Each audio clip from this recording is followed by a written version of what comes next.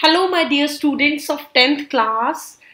क्या हाल चाल है आप सबके बेटा जी। 19 10 20 ਦੀ ਜਿਹੜੀ ਅਸਾਈਨਮੈਂਟ ਹੈ ਉਹ ਚੈਪਟਰ 1 ਹੈ ਸਾਡੇ ਆਲੇ ਦੁਆਲੇ ਦੇ ਪਦਾਰਥ ਔਰ ਇਹ ਜਿਹੜੀ ਅਸਾਈਨਮੈਂਟ ਹੈ ਇੱਥੇ ਮੈਂ ਤੁਹਾਡੇ ਨਾਲ ਗੱਲ ਕਰਨ ਜਾ ਰਹੀ ਹਾਂ। ਇਸ ਅਸਾਈਨਮੈਂਟ ਨੂੰ ਡਿਸਕਸ ਕਰਨ ਤੋਂ ਪਹਿਲੇ ਮੈਂ ਤੁਹਾਨੂੰ ਐਜ਼ ਯੂਜੂਅਲ ਦੱਸਦਾ ਮੈਂ Anupreet Arora working as a science mistress in government girls high school Gandhi Nagar Jalandhar. तो चलो जी डिस्कशन करते हैं अज की असाइनमेंट की। होप करते हैं कि तुसी जेडे तुहाडा प्रैक्टिस पेपर संडे नूं होया होएगा उह च तुसी बहुत वधिया परफॉर्म किया होएगा। With this we can start our assignment of today, that is NTSC assignment chapter 1 19 10 की assignment है और ਇਹਦੀ ਸਾਰੀ एक्सप्लेनेशन ਆਪਾਂ ਕਰਦੇ ਹਾਂ ਜੀ। ਸਭ ਤੋਂ ਪਹਿਲੇ ਤਾਂ ਆਪਾਂ ਡਿਸਕਸ ਕਰਾਂਗੇ ਪਦਾਰਥ ਭੌਤਿਕ ਆਧਾਰ ਤੇ ਆਪਾਂ ਫਿਜ਼ੀਕਲ ਬੇਸਿਸ ਤੇ ਮੈਟਰ ਦੀ ਕੁਆਲੀਫਿਕੇਸ਼ਨ ਕਰਨ ਜਾ ਰਹੇ ਹਾਂ ਜੀ। ਤੇ ਮੈਟਰ ਤਿੰਨ ਤਰ੍ਹਾਂ ਦਾ ਹੁੰਦਾ ਹੈ ਤੁਹਾਨੂੰ ਪਤਾ ਹੈ ਜੀ, ਸੋਲਿਡ लिक्विड ते गैस। ठीक है जी, ज़्यादा लिखन ते नहीं मैं एम्फेसिस दवांगी बिकॉज सब कुछ लिखा हुआ है। थोड़ी जी इंग्लिश टर्मिनोलॉजी मैं नाल यूज़ करांगी। तुहानू सॉलिड का पता है जी, सॉलिड दी है कि इहदा निश्चित आकार हुंदा है, दैट इज़ डेफिनेट शेप, वह नहीं सकते, डू नॉट फ्लो एंड नान ਜਿਹੜੇ है पीड़नयोग यानी पीड़नयोग इनकंप्रैसिबल ने। जबकि जे मैं द्रव की गल करा तो तुहानू पता है कि निश्चित आकार नहीं है, वह सकते हैं, कुछ नपीड़नयोग है। तो जे मैं गल करा तुहाडे नाल गैसेस दी तो तुहानू पता है कि उसका निश्चित आकार नहीं, वह सकते हैं, निश्चित आयतन भी नहीं है। ठीक है जी, वॉल्यूम भी कोई फिक्स नहीं है, ਜਿਹੜੇ ਕੰਨ ਹੈ ਉਹ ਬਹੁਤ ਦੂਰ ਹੁੰਦੇ ਨੇ ਤੇ ਵੈਰੀ ਮੱਚ ਕੰਪਰੈਸਿਬਲ। ਥੋੜਾ ਜਿਹਾ ਮੈਂ ਤੁਹਾਨੂੰ ਆ ਦੱਸ ਦਿੰਨੀ ਆ ਐਜ਼ ਸੱਚ, ਜਿੱਦਾਂ ਆਪਾਂ ਸੋਲਿਡ ਦੇ ਪਾਰਟੀਕਲਸ ਜਾਂ ਮੋਲੀਕਿਊਲਸ ਨੂੰ ਡਿਸਕਸ ਕਰਦੇ ਆ ਤੇ ਆਪਾਂ ਕਹਿੰਦੇ ਆ ਕਿ ਇਹ ਸੋਲਿਡ ਦਾ ਸਟਰਕਚਰ ਹੈ। ਠੀਕ ਹੈ ਜੀ, ਲਿਕੁਇਡਸ ਦਾ ਸਟਰਕਚਰ ਹੈ ਕਿ ਗੈਸ ਜਿਹੜੇ ਮੋਲੀਕਿਊਲਸ ਹੈ ਥੋੜੇ ਜਿਹੇ ਦੂਰ ਨੇ ਐਜ਼ ਕੰਪੈरेटिव टू सॉलिड। ਤੇ ਜੇ ਮੈਂ ਗੈਸਸ ਦੀ ਗੱਲ ਕਰਾਂ ਤੇ ਉਹ ਬਹੁਤ ਜ਼ਿਆਦਾ ਦੂਰ ਨੇ। ठीक है जी, सब तो पहले आप करैक्टरिस्टिक्स डिस्कस करांगे। करैक्टरिस्टिक्स ਦੇ ਵਿੱਚ ਮੈਂ ਤੁਹਾਡੇ ਨਾਲ ਡਿਸਕਸ਼ਨ ਕਰਨ ਜਾ ਰਹੀ ਹਾਂ ਕਿ ਇਹਨਾਂ ਦੇ ਮੁੱਖ ਗੁਣ ਕੀ ਹੁੰਦੇ ਨੇ। ਪਦਾਰਥ ਦੇ ਕਣਾਂ ਵਿੱਚ ਖਾਲੀ ਥਾਂ ਹੁੰਦੀ ਹੈ, that is particles of matter have space between them। पदार्थ ਦੇ ਕਣ ਲਗਾਤਾਰ ਗਤੀਸ਼ੀਲ ਹੁੰਦੇ ਹੈ, ठीक है ना, और पदार्थ के कण एक दूजे वाल आकर्षित होंगे, दे आर कॉन्टीन्यूसली मूविंग। ठीक है जी, गतिशील ने मूविंग है, तुहानू पता है जी। हाँ जी, ठीक है। हुण इत्थे गल करांगे कि पदार्थ के कणां विच गतिज ऊर्जा हुंदी है। वट इज गतिज ऊर्जा? Kinetic energy. ठीक है, पदार्थ के कणां दे विच की हुंदी है जी? Kinetic energy. और तापमान वधन दे नाल कण जिहड़े है गति तेज हो जाती है।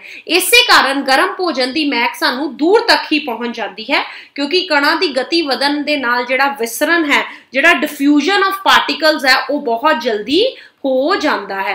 ठीक है ना बेटा जी, सिर्फ यही गल तुसी याद करनी है कि जिहड़ी काइनेटिक एनर्जी है विद इंक्रीज इन, तुहानू पता है टैंपरेचर दे नाल वो इंक्रीज करती है ते ओदे करके जिहड़ी सानू पार्टिकल्स दा डिफ्यूजन दे करके सानू स्मैल बहुत दूरों आ जाती है। तुहानू पानी दीयां भी तीन अवस्थावां पता है जी, आइस जिन्हों आपां बर्फ कह दिंदे आ, वाटर ते भाफ जिन्हों आपां स्टीम कह दिंदे आ। इस दी गल मैं तुहाडे नाल करांगी। अवस्था विच तुसीं जिहड़े परिवर्तन लाने हैं वो किद्दां किद्दां लिया सकदे हो जी। सब तो पहले मैं गल करांगी तुहाडे नाल तापमान विच बदल के। तुसीं सिंपली टैंपरेचर नूं चेंज करके इन्हां विच चेंजिस लिया सकदे हो। किद्दां जी? ठोस दा तापमान वधन ते इसदे कणां दी जिहड़ी गतिज ऊर्जा है वो वध जांदी है। गतिज ऊर्जा ज़्यादा वधन दे नाल कण अपना स्थान छड्ड के सुतंत्र हो जाते हैं अते द्रव विच बदल जाते हैं। जिस तापमान ते ठोस पिघलदा है वो पिघलन अंक बर्फ का मतलब पिघलन अंक है 0 डिग्री सेल्सियस। ठीक है ना, आप कहने कि जिस टैंपरेचर ते वो पिघलदा है जिन्हों आप basically melting point of ice कह दें। ठीक है जी, मेल्टिंग पॉइंट ऑफ आइस। ठीक है जी, अगे गल करांगे। बर्फ के पिघलन समय तापमान उदों तक नहीं वधदा जदों तक पूरी बर्फ नहीं पिघलती, मतलब पूरी बर्फ पिघल जाए तो फिर तापमान वधदा है। इस तापमान नूं पिघलन जिहड़ा गुप्त तापमान कहते हैं कि basically this heat is called as latent heat of fusion. ठीक है जी, की कहने हैं लेटन हीट ऑफ फ्यूजन। हुण लेटन हीट ऑफ फ्यूजन नूं अगर आप थोड़ा जा इंग्लिश च भी मैं टर्मिनोलॉजी यूज करना चाहनी हाँ कि लेटन हीट ऑफ फ्यूजन नूं आपां की कहने कि amount of heat required to change 1 kg solid to its liquid state at atmospheric pressure, यानी कि ताप ऊर्जा की मात्रा जो 1 किलोग्राम ठोस नूं द्रव अवस्था विच बदलण लई जरूरी है। द्रव का तापमान तुसीं चेक करोगे तो वो की हो जाएगा जी, वो उबलना शुरू हो जाएगा और गैस च ਤਬਦੀਲ ਹੋ ਜਾਏਗਾ। ਠੀਕ ਹੈ ਜੀ, ਇਹਨੂੰ ਤੁਸੀਂ ਕੀ ਕਹਿੰਦੇ ਹੋ, ਇਹਨੂੰ ਤੁਸੀਂ ਬੋਇਲਿੰਗ ਪੁਆਇੰਟ, ਬੇਸਿਕਲੀ ਉਬਾਲ ਦਰਜਾ ਜਿਹਨੂੰ ਆਪਾਂ ਕਹਿੰਦੇ ਆ, ਠੀਕ ਹੈ, दैट इज ਬੋਇਲਿੰਗ ਪੁਆਇੰਟ। ਤੇ ਤੁਹਾਨੂੰ ਪਤਾ ਹੈ ਜੀ ਕਿ ਜਿਹੜਾ ਬੋਇਲਿੰਗ ਪੁਆਇੰਟ ਹੈ ਜਦੋਂ ਗੈਸ ਵਿੱਚ ਬਦਲਣਾ ਸ਼ੁਰੂ ਹੋ ਜਾਂਦਾ ਤਾਂ ਪਾਣੀ ਦਾ ਉਬਾਲ ਦਰਜਾ ਹੁੰਦਾ ਜੀ 100 ਡਿਗਰੀ ਸੈਲਸੀਅਸ। ਜੇ ਮੈਨੂੰ ਕੈਲਵਿਨ ਚ ਕਨਵਰਜਨਸ ਵੀ ਹੈਗੀਆਂ, ਜੇ ਮੈਨੂੰ ਕੈਲਵਿਨ ਚ ਕਰਨਾ ਹੈ ਤਾਂ ਮੈਂ 273 ਚ ਪਲੱਸ ਕਰ ਦਾਂਗੀ ਐਂਡ ਇਟ ਬਿਕਮ 373 ਕੈਲਵਿਨ। ਠੀਕ ਹੈ ਜੀ, ਇਹ ਸਾਰਾ ਕੁਝ ਆਪਾਂ ਜਿਹੜਾ ਕਰ ਸਕਦੇ ਹਾਂ। ਹੁਣ ਤੁਸੀਂ ਅੱਗੇ ਕਰ ਸਕਦੇ ਹੋ ਵਾਸ਼ਪੀਕਰਨ ਦਾ ਗੁਪਤ ਤਾਪ ਊਰਜਾ ਦੀ ਮਾਤਰਾ ਜੋ 1 ਕਿਲੋ द्रव ਨੂੰ ਗੈਸ ਅਵਸਥਾ ਵਿੱਚ ਜਿਹੜਾ ਹੈ ਬਦਲਣ ਲਈ ਚਾਹੀਦਾ ਹੁੰਦਾ ਹੈ, ਉਹਨੂੰ ਬੇਸਿਕਲੀ ਆਪਾਂ ਕੀ ਕਹਿ ਦਿੰਦੇ ਆ, ਉਹਨੂੰ ਆਪਾਂ ਕਹਿ ਦਿੰਦੇ ਆ ਜੀ ਵਾਸ਼ਪੀਕਰਨ ਦਾ ਗੁਪਤ ਤਾਪ। ਠੀਕ ਹੈ ਜੀ, ਚਲੋ ਜੀ ਅੱਗੇ ਆ ਗਿਆ ਆਪਾਂ। ਮੈਂ ਤੁਹਾਨੂੰ ਇੱਥੇ ਥੋੜਾ ਜਿਹਾ ਦੱਸਣਾ ਚਾਹੁੰਦੀ ਸੀ ਕਿ 25 ਡਿਗਰੀ ਸੈਲਸੀਅਸ ਤੇ ਪਾਣੀ द्रव ਹੈ, 0 ਡਿਗਰੀ ਸੈਲਸੀਅਸ ਤੇ ਪਾਣੀ ਠੋਸ ਹੈ ਤੇ 100 ਡਿਗਰੀ ਸੈਲਸੀਅਸ ਤੇ ਪਾਣੀ ਗੈਸ ਅਵਸਥਾ 'ਚ ਹੈ। ਅੱਗੇ ਆਪਾਂ ਜਿਹੜੀ ਗੱਲ ਕਰਾਂਗੇ, ਠੀਕ ਹੈ ਜੀ, ਉਹ ਆਪਾਂ ਗੱਲ ਕਰਾਂਗੇ ਤੁਹਾਡੀ ਜੋਹਰ ਉਡਾਉਣ ਦੀ ਵਿਧੀ ਦੀ ਇੱਥੇ ਗੱਲ ਕੀਤੀ ਗਈ ਹੈ। ਠੋਸ ਨੂੰ ਤੁਸੀਂ ਤਾਪ ਜਦੋਂ ਕਰਦੇ ਹੋ ਤਾਂ ਤੁਹਾਨੂੰ ਪਤਾ ਹੈ ਜੀ ਉਹ ਗੈਸ ਬਣਦੀ ਹੈ। ਠੀਕ ਹੈ, ਸਿੱਧੀ ਗੈਸ। ਠੀਕ ਹੈ, ਉਸ ਜਿਹੜਾ ਪ੍ਰੋਸੀਜਰ ਹੈ ਜਿਸ ਚੋਂ ਸਿੱਧੀ ਗੈਸ ਬਣ ਜਾਂਦੀ ਹੈ ਤਾਂ ਉਸ ਨੂੰ ਬੇਸਿਕਲੀ ਆਪਾਂ ਕੀ ਕਹਿ ਦਿੰਦੇ ਆ, ਸਬਲੀਮੇਸ਼ਨ। ਠੀਕ ਹੈ ਜੀ, ਇਹਦੇ ਵਿੱਚ ਬੜੀ ਇੱਕ ਵਧੀਆ ਐਗਜ਼ਾਮਪਲ ਸੀ ਕੈਂਫਰ ਦੀ, ਨੈਫਥਲੀਨ ਬਾਲਸ। ਉਹ ਕਹਿੰਦੇ ਕਿ ਨੈਫਥਲੀਨ ਬਾਲਸ ਨੂੰ ਆਪਾਂ ਕੀ ਸਰਦੀਆਂ ਦੇ ਕੱਪੜਿਆਂ ਦੇ ਵਿੱਚ ਰੱਖਦੇ ਆ ਤੇ ਅਗਲੀ ਵਾਰੀ ਨਾ ਸਾਡੇ ਕੱਪੜੇ ਗਿੱਲੇ ਹੁੰਦੇ ਆ ਤੇ ਬਾਲਸ ਜਿਹੜੀਆਂ ਸਾਨੂੰ ਮਿਲਦੀਆਂ ਨਹੀਂ। ਉਹ ਕੀ ਚੱਕਰ ਹੈ, ਉਹ ਠੋਸ ਸਿੱਧਾ ਗੈਸ 'ਚ ਜਿਹੜਾ ਤਬਦੀਲ ਹੋ ਗਿਆ and this process is known as sublimation. ਇਹਨੂੰ ਆਪਾਂ ਕੀ ਕਹਿ ਦਿੰਦੇ ਆ, ਸਬਲੀਮੇਸ਼ਨ। ਠੀਕ ਹੈ ਜੀ, ਚਲੋ ਅੱਗੇ ਆ ਗਿਆ ਜੀ ਦਬਾਅ ਵਿੱਚ ਪਰਿਵਰਤਨ ਕਰਕੇ ਤੁਸੀਂ ਹੁਣ ਤੱਕ ਆਪਾਂ ਗੱਲ ਕੀਤੀ ਟੈਂਪਰੇਚਰ 'ਚ, ਹੁਣ ਤੁਸੀਂ ਪ੍ਰੈਸ਼ਰ 'ਚ ਪਰਿਵਰਤਨ ਕਰਕੇ ਕਿੱਦਾਂ ਚੇਂਜਸ ਲਿਆ ਸਕਦੇ ਹੋ ਤੇ ਬਹੁਤ ਇੰਪੋਰਟੈਂਟ ਹੈ। ਠੋਸ ਨੂੰ ਤੁਸੀਂ द्रव ਵਿੱਚ ਕੀ ਕਰ ਸਕਦੇ ਹੋ, ਚੇਂਜ ਕਰਨਾ ਹੈ ਤਾਂ ਮੈਲਟ ਕਰ ਦਿਓ, ਮੈਲਟਿੰਗ ਬੇਸਿਕਲੀ। द्रव ਨੂੰ ਤੁਸੀਂ ਗੈਸ 'ਚ ਚੇਂਜ ਕਰਨਾ ਤਾਂ ਕੀ ਕਰੋਗੇ, ਐਵੈਪੋਰੇਸ਼ਨ। ਐਵੈਪੋਰੇਸ਼ਨ ਉਹ ਵੀ ਪ੍ਰੋਸੈਸ ਹੈ ਜਿਹਦੇ ਨਾਲ ਕੱਪੜੇ ਸੁੱਕਦੇ ਨੇ। ਠੀਕ ਹੈ ਜੀ, ਗੈਸ ਤੋਂ ਬਾਅਦ ਤੁਸੀਂ ਠੋਸ ਤੇ ਆ ਗਏ ਤਾਂ ਇਹਨੂੰ ਆਪਾਂ ਕਹਿ ਦਾਂਗੇ ਸਬਲੀਮੇਸ਼ਨ, ਸਿੱਧਾ ਹੀ। ਠੀਕ ਹੈ ਜੀ, ਸਬਲੀਮੇਸ਼ਨ, ਇਹ ਚੀਜ਼ਾਂ ਨੂੰ ਆਪਾਂ ਕਹਿ ਦਾਂਗੇ। ਜੇ ਤੁਸੀਂ ਗੈਸ ਨੂੰ द्रव ਤੇ ਬਦਲਣਾ ਤਾਂ ਉਹਨੂੰ ਆਪਾਂ ਸੰਘਨਨ ਕਹਿੰਦੇ ਆ, ਜਿਹਨੂੰ ਆਪਾਂ ਇੰਗਲਿਸ਼ 'ਚ ਕਹਿੰਦੇ ਆ ਕੰਡੈਂਸੇਸ਼ਨ। ਤੇ ਠੋਸ ਨੂੰ ਤੁਸੀਂ द्रव ਤੇ ਦੁਆਰਾ ਜਮਾਣਾ ਤਾਂ ਉਹਨੂੰ ਆਪਾਂ ਕੀ ਕਹਿੰਦੇ ਆ, ਫਰੀਜ਼ਿੰਗ। ਸਿੰਪਲ ਜੀ ਗੱਲ ਹੈ, ਪਾਣੀ ਨੂੰ ਤੁਸੀਂ ਫਰੀਜ਼ਰ 'ਚ ਰੱਖ ਦੋ ਤਾਂ ਫਰੀਜ਼ ਹੋ ਜਾਂਦਾ। ਠੀਕ ਹੈ ਜੀ, ਉਹਨੂੰ ਆਪਾਂ ਕਹਿੰਦੇ ਫਰੀਜ਼ਿੰਗ। ਹੁਣ ਵਾਸ਼ਪੀਕਰਨ ਕੀ ਹੈ, ਵਟ ਇਜ਼ ਅਵੈਪੋਰੇਸ਼ਨ। ਅਵੈਪੋਰੇਸ਼ਨ ਕੀ ਹੈ, ਸਤਹੀ ਕਿਰਿਆ ਜਿਸ ਵਿੱਚ द्रव ਵਾਸ਼ਪਾਂ ਵਿੱਚ ਬਦਲਦੀ ਹੈ, ਜਿੱਦਾਂ ਬੇਸਿਕਲੀ ਮੈਂ ਤੁਹਾਨੂੰ ਕਿਹਾ ਬੇਸਿਕਲੀ ਕੱਪੜੇ ਸੁਕਾਉਣ ਲਈ। ਹੁਣ ਪ੍ਰਭਾਵਿਤ ਕਰਨ ਵਾਲੇ ਕਾਰਕ, ਵਾਸ਼ਪੀਕਰਨ ਨੂੰ ਕਿਹੜੀਆਂ ਚੀਜ਼ਾਂ ਜਿਹੜੀਆਂ ਪ੍ਰਭਾਵਿਤ ਕਰਦੀਆਂ, ਮਤਲਬ ਅਵੈਪੋਰੇਸ਼ਨ ਨੂੰ। ਠੀਕ ਹੈ ਜੀ, ਅਵੈਪੋਰੇਸ਼ਨ ਨੂੰ ਕਿਹੜੀਆਂ ਚੀਜ਼ਾਂ ਪ੍ਰਭਾਵਿਤ ਕਰਦੀਆਂ, ਸਤਹੀ ਖੇਤਰਫਲ ਜਿਹਨੂੰ ਆਪਾਂ ਐਕਸਪੋਜ਼ਡ ਸਰਫੇਸ ਏਰੀਆ ਕਹਿ ਦਿੰਦੇ ਕਿ ਕਿੰਨਾ ਸਰਫੇਸ ਏਰੀਆ। ਜੇ ਆਪਾਂ ਕਹੀਏ ਕੱਪੜਾ ਜ਼ਿਆਦਾ ਜਲਦੀ ਸੁੱਕ ਜੇ ਤੇ ਇੱਕ ਕੱਪੜੇ ਨੂੰ ਤੁਸੀਂ ਗੁੱਛੂ ਮਿੱਛੂ ਕਰਕੇ ਪਾ ਦਿਓ ਤੇ ਇੱਕ ਕੱਪੜੇ ਨੂੰ ਤੁਸੀਂ ਖੋਲ ਕੇ ਪਾਓ ਤੇ ਤੁਹਾਨੂੰ ਇਹ ਪਤਾ ਹੀ ਹੈ ਕਿ ਜਿੰਨਾ ਤੁਸੀਂ ਐਕਸਪੋਜ਼ਡ ਕਰੋਗੇ ਸਰਫੇਸ ਏਰੀਆ ਉਨੀ ਜਲਦੀ ਇਵੈਪੋਰੇਸ਼ਨ ਹੋਏਗੀ। ਤਾਪਮਾਨ ਦੇ ਜਿੰਨਾ ਧੁੱਪ ਜ਼ਿਆਦਾ ਹੋਏਗੀ ਉਹਨਾਂ ਸਾਡਾ ਕੱਪੜਾ ਜਲਦੀ ਸੁੱਕੇਗਾ, ਜਿੰਨੀ ਹਵਾ ਦੀ ਗਤੀ ਜ਼ਿਆਦਾ ਹੋਏਗੀ ਉਹਨਾਂ ਸਾਡਾ ਕੱਪੜਾ ਜਲਦੀ ਸੁੱਕੇਗਾ, ਜਿੰਨੀ ਹਵਾ ਵਿੱਚ ਨਮੀ ਹੋਏਗੀ ਉਹਨਾਂ ਸਾਡਾ ਕੱਪੜਾ ਹੋਲੀ ਸੁੱਕੇਗਾ। ਠੀਕ ਹੈ ਨਾ, ਇਹਦਾ ਮਤਲਬ it is inversely proportional to humidity, ਬਾਕੀ ਸਾਰਿਆਂ ਦੇ ਜਿਹੜਾ ਡਾਇਰੈਕਟਲੀ ਪ੍ਰੋਪੋਰਸ਼ਨਲ ਹੈ। ਵਾਸ਼ਪੀਕਰਨ ਨਾਲ ਹਮੇਸ਼ਾ ਠੰਡਕ ਹੁੰਦੀ ਹੈ ਜੀ, ਤੁਹਾਨੂੰ ਪਤਾ ਹੈ ਹਨਾ। ਤੁਹਾਨੂੰ ਉੱਦਾਂ ਵੀ ਇੱਕਦਮ ਬਹੁਤ ਪਸੀਨਾ ਆਇਆ ਹੋਵੇ ਤਾਂ ਤੁਸੀਂ ਏਸੀ 'ਚ ਚਲੇ ਜਾਓ ਤਾਂ ਉੱਥੇ ਤੁਹਾਡਾ ਪਸੀਨਾ ਸੁੱਕੇਗਾ ਔਰ ਤੁਹਾਨੂੰ ਇੱਕਦਮ ਠੰਡਕ ਮਹਿਸੂਸ ਹੋਏਗੀ।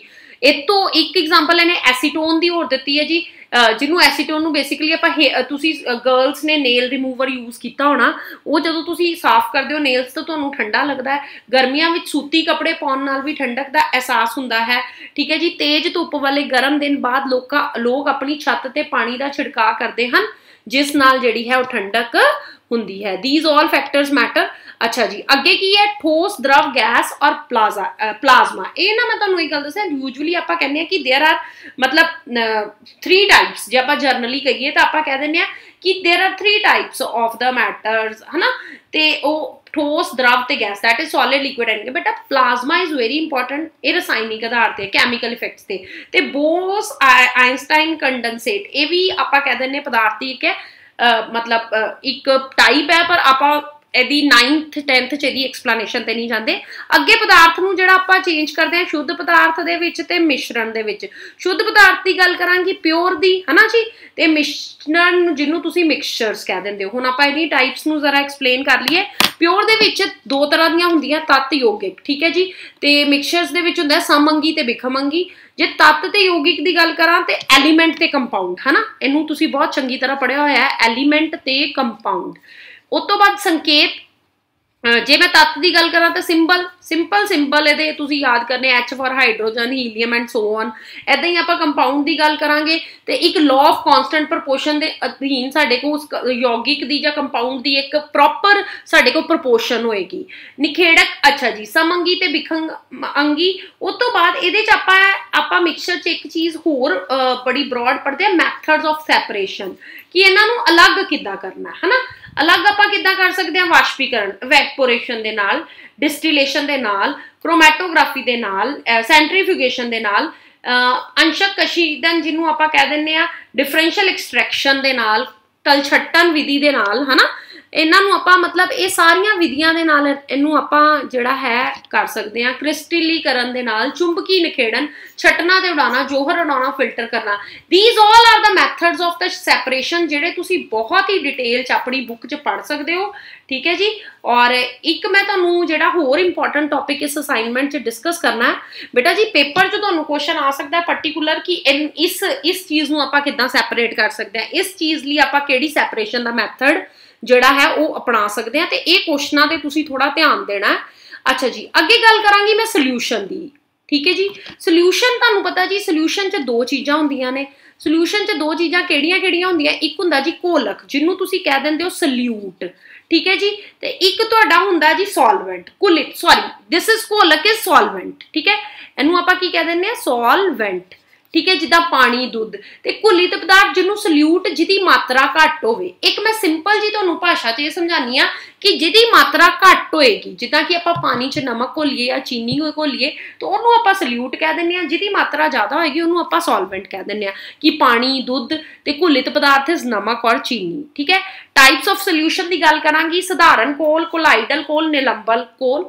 ਇਹਦਾ ਪੇਪਰ 'ਚ ਕੁਐਸਚਨ ਕਿੱਦਾਂ ਆਏਗਾ? ਇਹਦਾ ਪੇਪਰ 'ਚ ਕੁਐਸਚਨ ਆਏਗਾ ਇਹ ਵਾਲਾ ਕਿ ਪਾਰਟੀਕਲ ਸਾਈਜ਼ ਕਿੰਨਾ ਹੁੰਦਾ ਹੈ ਜੀ। ਸਧਾਰਨ ਘੋਲ 'ਚ ਕਿੰਨਾ ਪਾਰਟੀਕਲ ਸਾਈਜ਼ ਹੁੰਦਾ, ਕੋਲਾਈਡ 'ਚ ਕਿੰਨਾ ਪਾਰਟੀਕਲ ਸਾਈਜ਼ ਹੁੰਦਾ ਤੇ ਨਿਲੰਬਨ 'ਚ ਕਿੰਨਾ ਹੁੰਦਾ।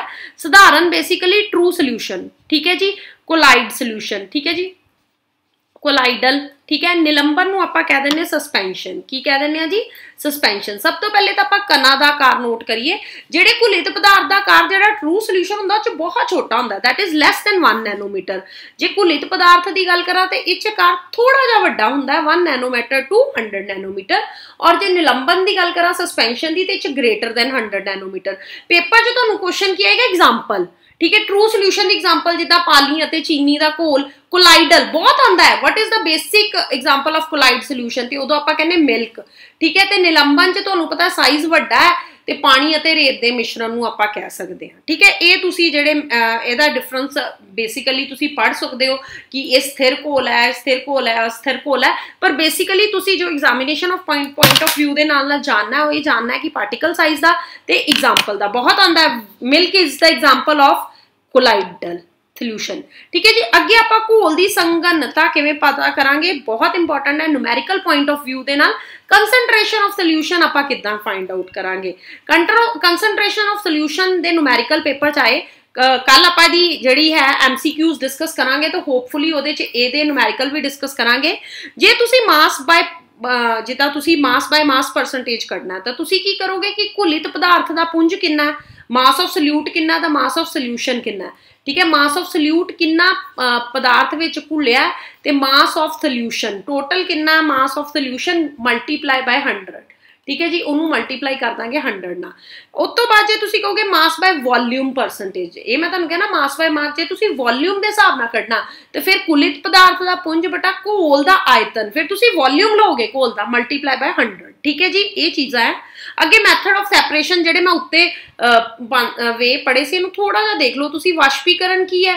सिहाई ते मिश्रण नूं गरम करन ते घोल उड़ जाता है, डाई है जो बच जाता है। ठीक है, this is mixture of dye नूं आपां किद्दां अलग करांगे एंड वाटर नूं, तो उदों तुहानूं पुछया जाएगा तो तुसीं कहोगे आंसर इज इवैपोरेशन। उस तो बाद सेंट्रीफ्यूगेशन च की करदे हां असीं, सेंट्रीफ्यूगेशन नूं कहंदे अपकेंद्रीकरण। जदों मिश्रण नूं तेज घुमाया जांदा है, तुसीं इत्थे मैं एग्जांपल लैना चाहनी हां बेटा, जो आप की करते हैं मक्खन कटते हैं है ना, मक्खन कटते हैं ना, तो आप की करते हैं तेज चाटी नूं घुमांदी है, संघने कण जिहड़े हेठ बैठ जाते, परंतु हल्के कण जिहड़े उपर तैरन लग पैंदे हैं। ठीक है ना। उस तो बाद उपयोग की है खून की जांच च, आ देखो आ गया तुहाडा मक्खन कड्ढण लई कपड़ियां विच मशीन की वरतों नाल पाई निचोड़न लई, है ना। तुसीं देखिया होगा ना कदी कि इदां घुमदी है, मतलब मशीन जिद्दां रोटेशन च घुमदी है। ठीक है, दो अघुलनशील द्रवां नूं किद्दां निखेड़ना जी, कीफ दे राही। ठीक है, अलग किया जा सकता है। सिंपल अघुलनशील नूं आपां जिद्दां कीफ दे नाल सैपरेशन कर सकते हैं, उन्हां दी जिहड़ा हल्का है पानी नालों हल्का हुंदा वो पानी दे उपर परत बना लैंदा है, जिस कारण आसानी नाल इन्हां नूं अलग कर सकते हैं। अगे गल तुहाडी करांगी मैं दो अघुलनशील नूं निखेड़ना दी। इहदे विच आपां किहड़े किद्दां पेपर चाहेगा, तेल नूं पानी अलग करन लई जां पानी तो तेल अलग करन लई की किहड़ा मैथड आपां यूज करते हैं।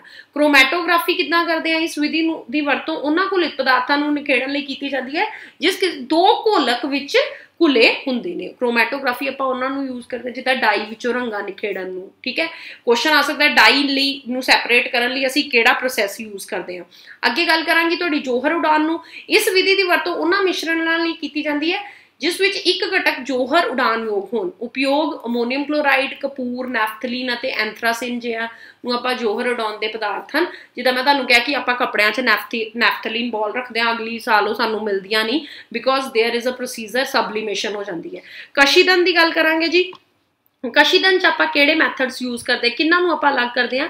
कशीदन च आपां बेसिकली जिहड़ा है आपां डिस्टिलेशन इहनूं कहंदे हां ना। दो घुलनशील द्रवां नूं निखेड़न लई इस विधि की वरतों की जाती है। दो द्रवां विच एक दा उबाल दर्जा जे घट होवे तां इह विधि वरती जाती है। जिद्दां कि जेकर मिश्रण विच दो जां दो तो वध अंश होण तां अंशक कशीदन का प्रयोग किया जाता है ना। मतलब बेसिकली जिहड़ा है डिफरेंस किहदे च हुंदा जी, तापमान घट करिए, हवा नूं तापमान घट करिए तो द्रवित हवा बन जाती है, जिन्हों आपां कहंदे लिक्विड एयर, है ना। एयर का जिहड़ा आपां तापमान घट करिए टैंपरेचर लिक्विड एयर बन जाती है। फिर उन्होंने हौली हौली मतलब जिहड़ा है allow to warm up slowly in the fractionating column. फिर जिहड़ियां गैसेज है वो हाइट ते जाके सैपरेट हो जांदियां, जिद्दां कि आपां देखो oxygen 20.9, argon 0.9 and it is 9.8। ठीक है, ऐदां ही क्रिस्टलाइजेशन है, जे क्रिस्टलीकरण जिन्हों आपां कहंदे उह च आपां की करदे हां जी, किसी मिश्रण विचों अशुद्धियां वख करन लई उहनूं घोलक विच घोलिया जांदा है ते फिर उसते रवे बनाए जांदे। कॉपर सल्फेट दे बहुत अच्छे क्रिस्टल्स बनदे ने ब्लू कलर दे। समुद्री पानी तो नमक आपां आ सकता है पेपर च। Which procedure is use to separate the salt from the this water, salt from the sea water, तो उदों तुसीं आंसर की कहना, crystallisation.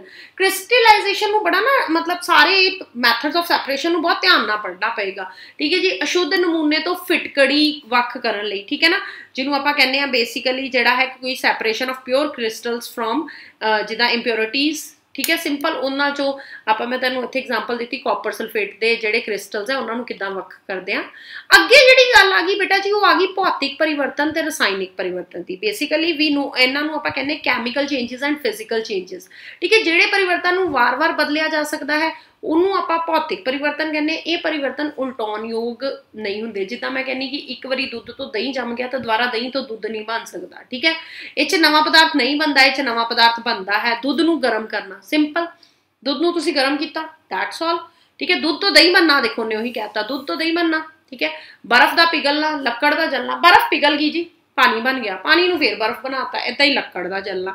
These all are very important things है ना, जिन्हों आपां समझना है। ठीक है जी, चलो जी अगे मैं तुहाडे नाल थोड़ा जिहा बड़ा वधिया डायग्रामैटिकली सानूं असाइनमेंट्स असाइनस हुंदी है कि इन्हां नूं असीं पढ़ाना है। बहुत अच्छा एफर्ट्स है तुहाडे लई। देखो शुद्ध पदार्थ है, शुद्ध पदार्थ की है कि ये एक तरह के कणा तो मिलकर बनिया पदार्थ, जिवें सोना, चांदी, पानी। सिंपल जी गल है। प्योर सबसटेंस की it is a substance which is made up only of one kind of atoms, only one kind of atoms, only one kind of atoms। ठीक है जी, one kind of atoms। ठीक है, ते तत्त की है, धातां, अधातां, उपधातां, जिन्हों आपां कहने metal, non metal and we can called it metalloid. ठीक है जी, मेटलॉइड। इधर आप यौगिक की गल करांगे जिन्होंने आप कंपाउंड कहने आ, ठीक है जी, कंपाउंड, ठीक है। वो शुद्ध पदार्थ, हुण आपां अगे गल करते हैं तत्तां दी, वो शुद्ध पदार्थ जो एक ही किस्म के अणुआं तो मिलके बनता है, जिद्दां मैं कहनी कार्बन जी, नाइट्रोजन जी, है ना। कार्बन की है, कार्बन नॉन मैटल है, नाइट्रोजन की है, नॉन मैटल, इक्को तरह के पदार्थ तो बने, दैट इज नोन। ते कंपाउंड की हुंदा है? कंपाउंड हुंदा है जो दो या दो ते वध तत्तां दे खास अनुपात विच क्रिया करके बनते हैं, जिद्दां कि पानी जिस विच हाइड्रोजन और ऑक्सीजन के पुंजां का अनुपात जिहड़ा है दैट इज फिक्सड, है ना, वाटर दे विच फिक्सड है, ठीक है, कि इन्ना अनुपात है जी, ठीक है, इन्ना अनुपात है, या किसी होर च भी फिक्सड है कि इन्ना अनुपात है। पर जे तुसीं गल करोगे शुद्ध पदार्थ च, तो that is only one types of जिहड़े है वो तो मिलके बनिया है, ठीक है। अगे गल करांगे मिश्रण की, मिक्सचर की, दो या दो तो वध शुद्ध पदार्थां नूं किसी भी अनुपात विच मिलाउण ते मिश्रण बनता है। उदाहरण रेत ते लोहा, सिंपल रेत च लोहा जिहड़ा है तुसीं मिला दो, ठीक है जी। समअंगी मिक्सचर ते बिखमअंगी मिक्सचर जिन्होंने आपां की कहने होमोजीनियस, होमोजीनियस मिक्सचर्स ते की कह दिंदे आ हेट्रोजीनियस मिक्सचर, ठीक है, हेट्रोजीनियस मिक्सचर, होमोजीनियस मिक्सचर ते हेट्रोजीनियस मिक्सचर। होमोजीनियस मिक्सचर की हुंदा है जी? होमोजीनियस मिक्सचर मतलब एक होमो सिंगल वो मिश्रण जिस विच घोलक अते घुलित इकसार दिखाई देण, उदाहरण पानी अते चीनी दा घोल। बिखमअंगी मिश्रण वो मिश्रण जिस विच घोलक अते घुलित इकसार दिखाई ना देण। So these things are very important. और ये ਜਿਹੜਾ ਤੁਹਾਡਾ मैं ਅੱਜ ਦੀ असाइनमेंट ਲਈ ਹੈ बेटा जी, ਇਹ सारा फर्स्ट चैप्टर ਜਿਹੜਾ कवर है बेसिकली पदार्थ की ਹੁੰਦੇ ने, जो इस चैप्टर च एम्फसिस दिता जो NTSC ਦੇ एग्जाम च बहुत इंपॉर्टेंट है, वो बेसिकली इंपॉर्टेंट है मैथड ऑफ सैपरेशंस और न्यूमेरिकल पॉइंट ऑफ व्यू ना भी ये क्वेश्चन आ सकते हैं। चलो कोई गल नहीं, कल आप MCQs करांगे and see which type of questions there will be in the exam. So till then, goodbye. Myself Anupreet Arora again saying you goodbye, and कल आप मिलांगे MCQs दे नाल। ओके जी।